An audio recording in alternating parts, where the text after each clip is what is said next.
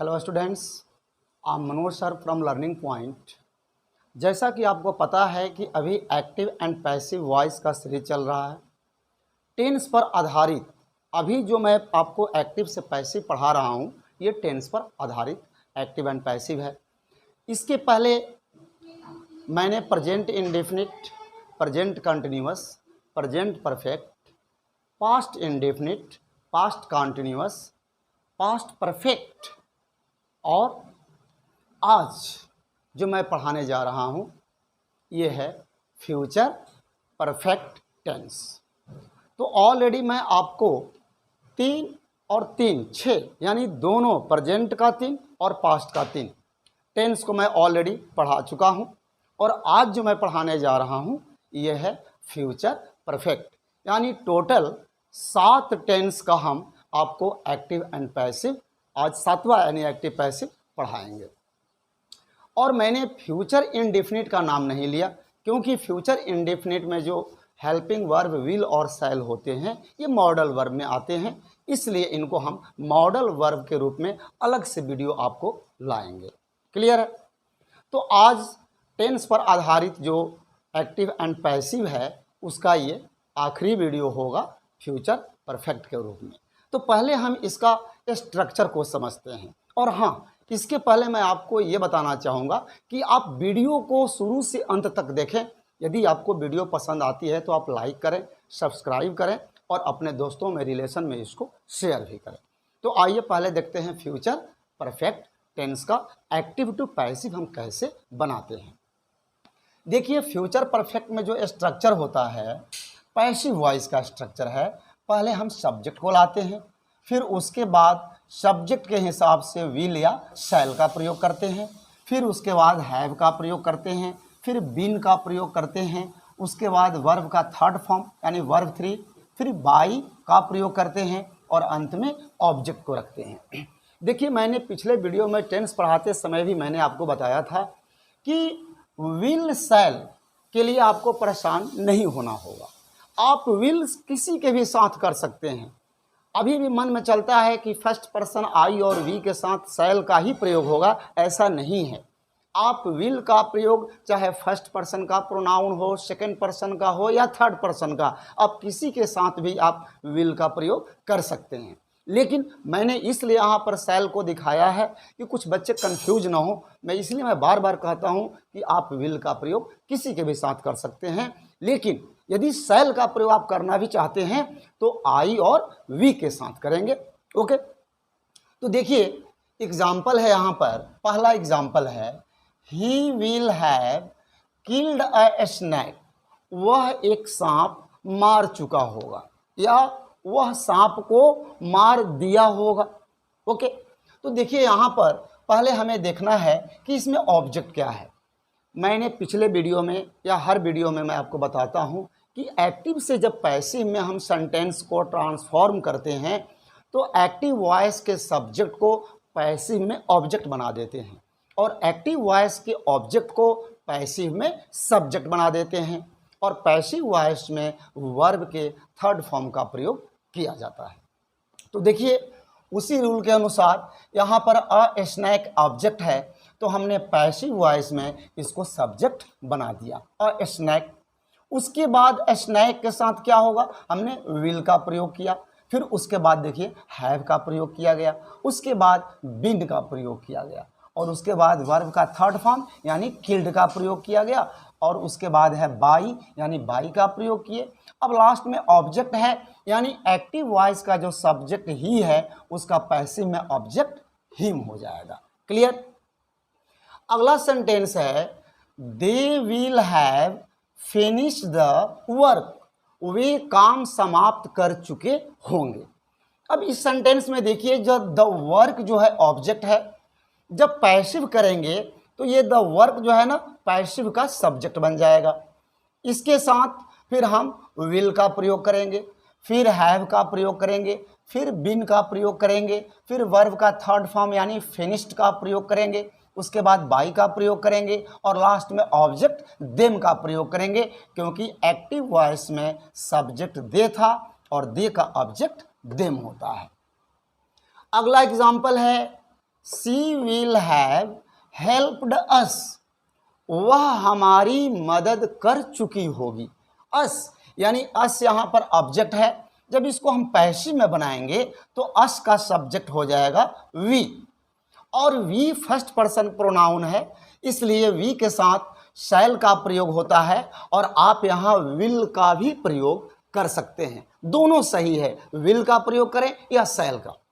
खैर यहाँ आप वी के साथ शैल का प्रयोग किए, इसके बाद देखिए फिर हैव का प्रयोग किया गया, उसके बाद बीन का प्रयोग किया गया, उसके बाद वर्ब के थर्ड फॉर्म यानी हेल्प्ड का प्रयोग किया गया, उसके बाद बाई का प्रयोग किए, और अंत में ऑब्जेक्ट हर का प्रयोग किया गया, क्योंकि एक्टिव सेंटेंस में जो सब्जेक्ट सी है इसका पैसिव में ऑब्जेक्ट हर होता है। अगला एग्जाम्पल देखिए, और ये सेंटेंस जो है निगेटिव में है, यानी विल शैल के बाद नॉट लगा देने से सेंटेंस निगेटिव में हो जाता है, तो पैसिव में भी यही काम करना है, विल शैल के बाद नॉट लगा देना है। The child will not have drunk milk, बच्चा दूध नहीं पिया होगा या बच्चा दूध नहीं पी चुका होगा। तो देखिए इस सेंटेंस में मिल्क जो है ऑब्जेक्ट है, जब पैसिव बनाएंगे तो इस मिल्क को हम पैसिव वॉइस का सब्जेक्ट बना देंगे, इसके बाद हम विल का प्रयोग करेंगे, और सेंटेंस निगेटिव में था इसलिए हम भी यहाँ पैसिव वॉइस में विल के बाद नॉट का प्रयोग कर दिए। फिर इसके बाद क्या है हैव, तो हमने हैव का प्रयोग किया गया, यहाँ पर बीन है हमने बीन का प्रयोग किया, उसके बाद वर्ब का थर्ड फॉर्म यानी ड्रंक, ड्रिंक का थर्ड फॉर्म ड्रंक होता है, उसके बाद बाई का प्रयोग किया गया है, हमने बाई का प्रयोग किया, और लास्ट में ऑब्जेक्ट है द चाइल्ड, क्योंकि द चाइल्ड जो है एक्टिव वॉइस में सब्जेक्ट था और हम सब्जेक्ट को पैसिव वॉइस में ऑब्जेक्ट बना देते हैं। अब अगला एग्जाम्पल देखिए, वो अगला एग्जाम्पल जो है इंट्रोगेटिव सेंटेंस में है। इंट्रोगेटिव सेंटेंस में क्या करते हैं, विल या शैल को हम पहले कर देते हैं, तो पैसिव में भी हम विल शैल को पहले करेंगे। अब देखिए यहाँ पर है will he have bought a car, क्या वह कार खरीद चुका होगा। अब इसका पैसिव करेंगे तो देखिए इस सेंटेंस में अ कार जो है ऑब्जेक्ट है, जब इसका पैसिव बनाएंगे तो अ कार इसका सब्जेक्ट बन जाएगा, अ कार।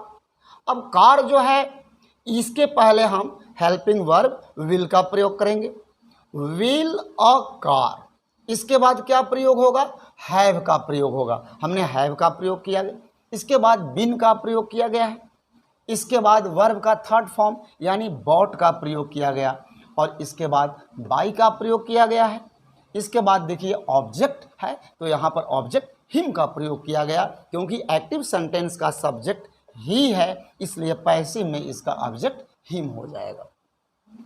अब इंट्रोगेटिव सेंटेंस में ही एक क्वेश्चन वर्ड का भी आप एग्जांपल देखें, how will they have helped me, वे मेरी मदद कैसे कर चुके होंगे या वे मेरी मदद कैसे किए होंगे, इसका अर्थ यह आता है। अब इस सेंटेंस में ऑब्जेक्ट है मी, लेकिन जब इसका हम पैसिव में ट्रांसफॉर्म करेंगे तो ऑब्जेक्ट मी का सब्जेक्ट हो जाएगा आई। लेकिन सबसे पहले देखिए जब क्वेश्चन वर्ड रहे एक्टिव सेंटेंस में तो पैसिव में भी सबसे पहले हम क्वेश्चन वर्ड को लिखते हैं, जैसे पहले हमने हाउ को लिखा, उसके हिसाब से जो मी ऑब्जेक्ट है ये यहाँ पर सब्जेक्ट हो गया आई, और सब्जेक्ट के पहले हमेशा इंट्रोगेटिव सेंटेंस में हेल्पिंग वर्ब होता है, यानी आई फर्स्ट पर्सन का प्रोनाउन है, उसके हिसाब से पहले यहाँ पर शैल का प्रयोग किया गया, जैसा कि यहाँ दे के पहले विल का प्रयोग किया गया, तो आई के लिए हमने सबसे पहले शैल का प्रयोग किया।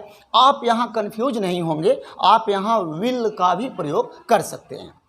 इसके बाद सब्जेक्ट आई का प्रयोग किया गया, उसके बाद हैव का प्रयोग किया गया, और हैव के बाद बिन का प्रयोग किया गया है, तो देखिए यहाँ भी बिन का प्रयोग किया गया। उसके बाद वर्ब के थर्ड फॉर्म यानी हेल्प्ड का प्रयोग किया गया, और उसके बाद है बाई यानी बाई का प्रयोग किया गया, और लास्ट में ऑब्जेक्ट देम का प्रयोग किया गया, क्योंकि एक्टिव सेंटेंस में जो सब्जेक्ट है वो दे है, तो दे का जब हम ऑब्जेक्ट बनाएंगे तो यहाँ पर देम हो जाता है। इस प्रकार से आपको इस वीडियो को बहुत शांति से कॉन्सेंट्रेट होकर के देखना चाहिए। आप देखेंगे तो खुद आपको लगेगा कि एक्टिव पैसिव तो वाकई में बच्चों का खेल है। तो टेंस पर आधारित जितने भी टेंसेज पर एक्टिव से पैसिव बनते हैं मैंने आपको बताया। अभी मैंने कहा कि प्रेजेंट इंडेफिनिट को मैंने बता दिया, प्रेजेंट कंटिन्यूअस को बताया, प्रेजेंट परफेक्ट को बताया, पास्ट इंडेफिनिट को बताया, पास्ट कंटिन्यूअस को बताया, पास्ट परफेक्ट को बताया और अंत में आपको मैंने फ्यूचर परफेक्ट टेंस पर आधारित एक्टिव से पैसिव को बताया। फ्यूचर इंडेफिनिट को मैंने उसको नहीं लिया क्योंकि वो मॉडल वर्ब जब बताएंगे उसमें विल शेल का प्रयोग आपको समझाएंगे।